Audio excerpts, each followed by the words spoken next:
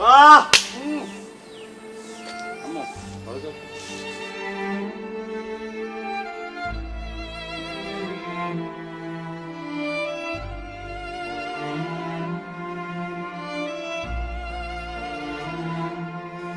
গ্রামের গন্ধ গতর বেচা টাকা না?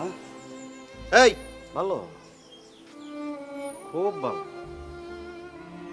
এই এসব কি বলতেছ? এই কথা কইস না, একটা কথা বলবো। মাথাটা কি ঠিক আছে? নেশা করে আইছো নাকি?